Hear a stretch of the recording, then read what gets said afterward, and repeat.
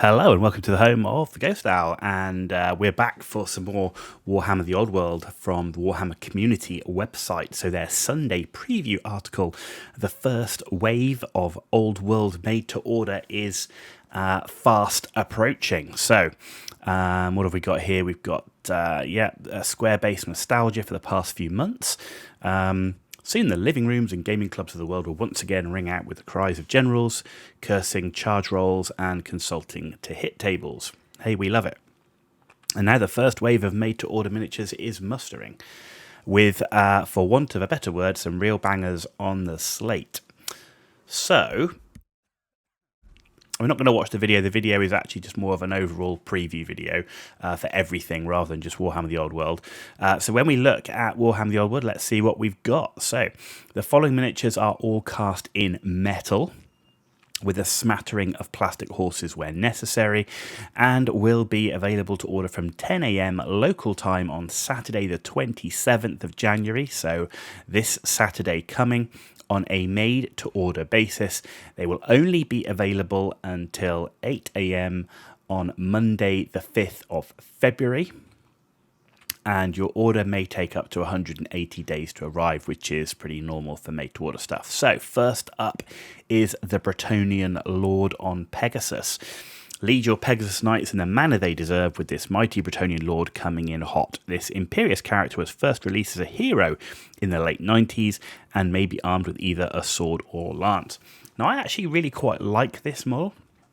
The only thing with it is bearing in mind that Pegasus Knights are actually on flying bases. This one is not, but I actually quite like it being a Pegasus that is actually landed, and it looks like, he's just come into land there, and you've got actually a reasonably dynamic pose for this era of model. So I actually like this miniature. These old miniatures that are coming back, it's very personal preference. It's love it or hate it. In most cases, and there's a lot of cases where I really like the new designs of models, and a lot of cases where some old miniatures I go, they've stood the test of time and I quite like them. It's my personal opinion. I like this one. I like this Bretonan Lord on Pegasus, and I don't have it, so this would definitely be one that I'd want to pick up.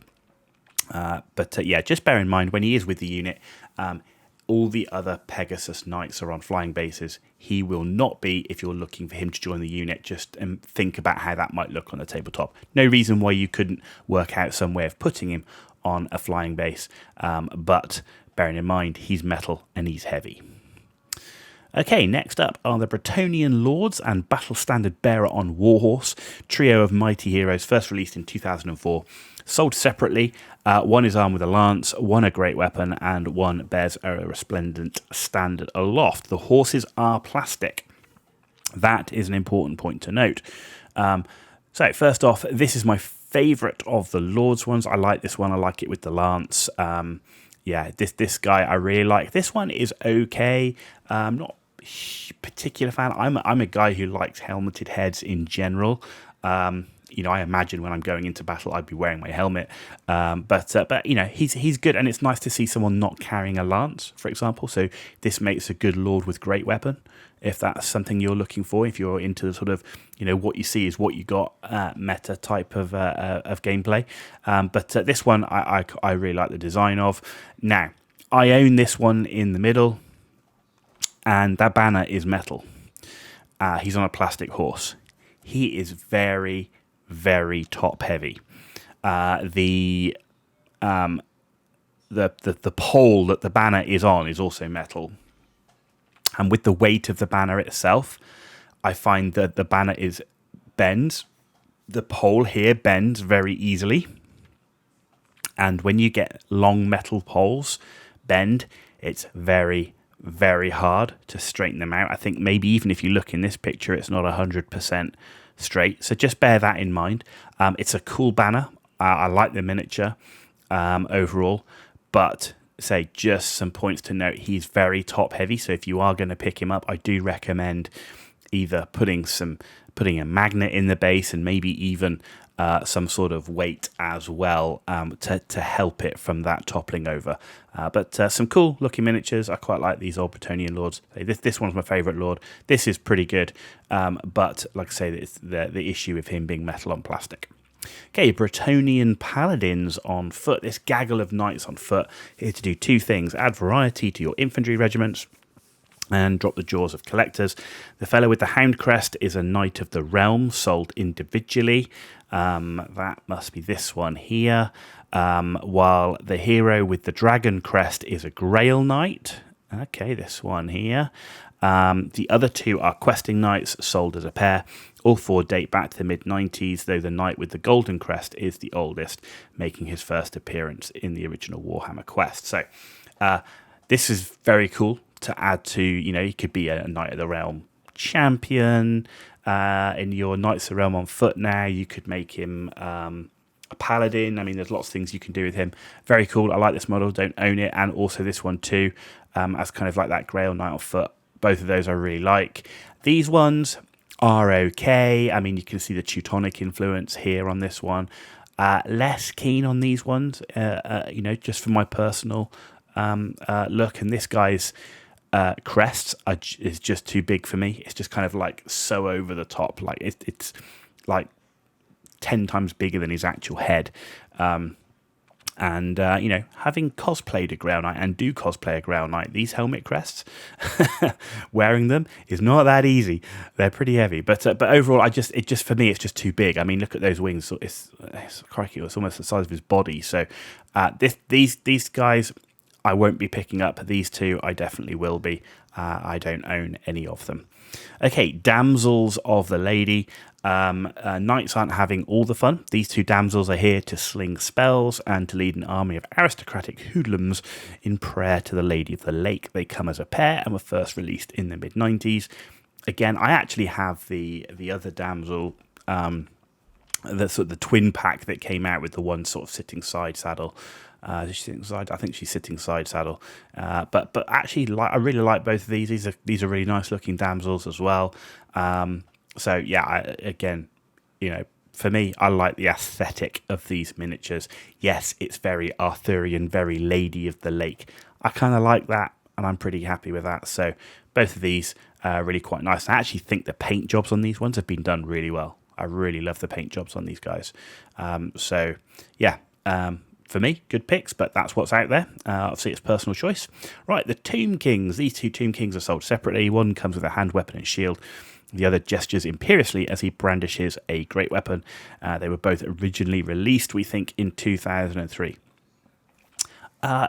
These are actually quite nice looking miniatures, I have to say. I probably won't be picking them up, mainly because I've ended up with a whole bunch of Tomb Kings, which came as part of getting a War Sphinx and a Necro Sphinx. So, if you're getting those big plastic monsters, plus I've got Cetra, plus I've got Calida from before. If you have those already, how many Tomb Kings do you need? If you're a collector, of course, you want everything, right?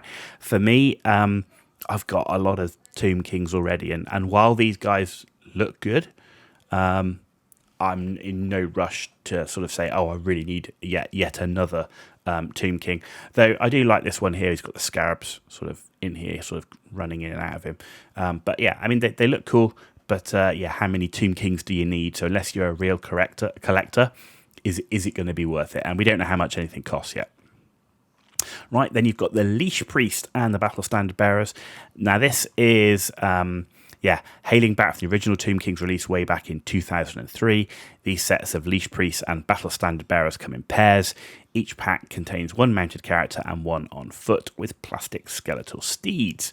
Right, so both of them on the skeletal steeds, very top heavy again, quite tall metal miniatures. This one in particular, metal, very top heavy. There's less weight than these skeletal steeds and even the Bretonian plastic horses. So again, weights, magnets, whatever you can to try and balance out some of that centre of gravity. I'm less keen on these Leash Priests overall. From a personal perspective, this is where they've gone absolute Egyptian. There's no doubt about it. A lot of people don't like the newer version of the Leash Priest, but I actually prefer him. So, but these are going to be available, and then you've got these Battle Standard Bearers. I prefer the look of this Battle Standard to the latest one that's come out. There's something that just doesn't do it for me in that latest one. But the top heavy nature of these is definitely something to be aware of. But certainly in my mind, I'm thinking I'll probably pick up this set here. So that's where we are. That's the end of it. But a good show of what's coming in terms of the made to order for Bretonians and Tomb Kings. Surprised after the article that showed the Bretonian Lord on foot that we saw a few days ago is not in this wave. So it does say first wave of made to order. So there's obviously going to be more, and there's obviously more Bretonian to come, because the Bretonian, say, Lord on foot isn't here. The one that very much looks like King Arthur isn't here. But these all coming back, some good in there. Just bear in mind, these metal on plastic horses is a big problem. But there you go. That's it, ladies and gentlemen. Thank you very much for watching.